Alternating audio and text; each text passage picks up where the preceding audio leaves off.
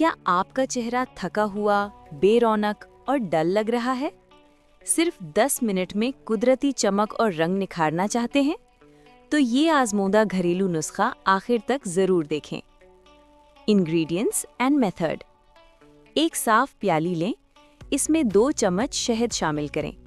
अब इसमें 1 चम्मच खुश्क दूध डालें, फिर शामिल करें आधे नींबू का ताज़ा रस और आखिर में 1 चुटकी पिसी हुई हल्दी। सब चीज़ों को अच्छी तरह मिक्स करके हमवार पेस्ट बना लें। Use method.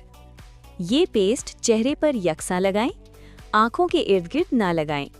जब पेस्ट मुकम्मल तौर पर खुश्क हो जाए तो सादा पानी से चेहरा धो लें। रिजल्ट: चेहरे पर फौरी कुदरती चमक, रंगत साफ और निखरी हुई और जिल्द नर्म और मुलायम। इम्पॉर्टेंट नोट: नींबू और हल्दी कुछ लोगों की जिल्द के लिए हसास हो सकते हैं। पूरे चेहरे पर लगाने से पहले हाथ की किसी छोटे हिस्से पर पैच टेस्ट लाजमी करें। अगर नुस्खा पसंद आए तो वीडियो को लाइक करें, अपनों के साथ शेयर करें और मज़ीद ब्यूटी टिप्स के लिए फॉलो करना ना भूलें।